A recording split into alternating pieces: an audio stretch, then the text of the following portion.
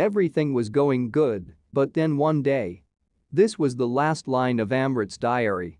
Amrit, a boy full of enthusiasm and curiosity. A boy who was awarded a National Scholar Award. He was seen as one of the rising talents in the city. Amrit was very keen on technology. He loves to explore and learn new things. Time passed away. Amrit grew up, completed his studies, and decided to start his own business. He started it with a cybersecurity agency and later on, with the aim to expand his business, started a software developing company. At the age of 26, he was recognized as one of the most promising entrepreneurs all around the world. He made lots of money, reputed fame, and of course had a luxurious life. One day Amrit went out with his team to see the plot of land that they were interested to buy. It was going to be a life-changing deal for him. The location of the plot was surrounded by a huge slum area. He was interested to know about the life of slum people, so he visited them. Being stunned to see their living standard, he felt so touched by their poverty. He got to know that poverty was affecting them badly, that they even sometimes spend their whole day without having a meal. They even don't have enough money for their health treatment. Amrit didn't say a single word at that moment. He kept the deal on hold and went back to his home. The incident made him realize his responsibilities for humanity. He decided to start several non-profit organizations for the well-being of those people. This made him left his luxurious life to work for them. He gave employment to them in his organization. Now things were totally different. Amrit, who was willing to expand his business, had now decided to work for humanity and kept his company just as a funding source for those non-profit organizations. Things were going the way he wanted to be, but one day a newspaper published an article that Amrit's company was stealing data from its users. It also said that the purpose of those non-profit organizations was to divert people from their illegal activities. He was totally shocked to see the news of a false claim on the headlines of a newspaper. Amrit never thought of such things to happen. He was totally blanked out on how to react. After this, things were not going to be easy for him. There were debates on a news channel on what action should the government take on Amrit's company. Amrit was so stunned by the incident around him, and the most disappointing moment for him was that now, for those people he dedicated his whole life, were now out on road with banners demanding the closure of Amrit's company. Finally, the government decided to ban Amrit to participate or perform any software or cybersecurity activities. Thus Amrit's company was shut down. The incident affected him badly that he even did not came out of his room for a week, neither he met anyone during those times. It was the most challenging period for him.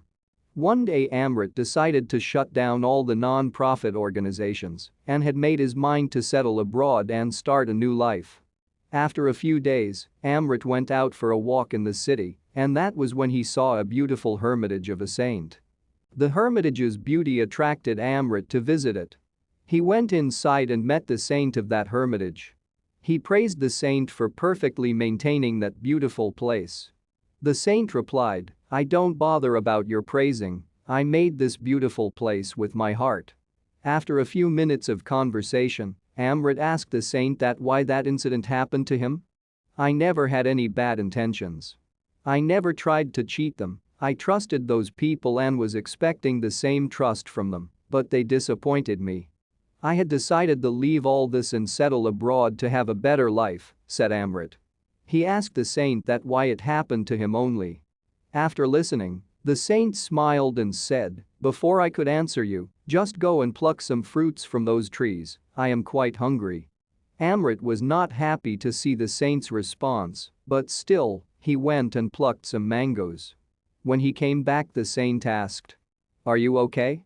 Amrit replied, "Yes, I am." Asked again, "Did that tree pinch you? Does it denied to give fruits to you? Anything like that?"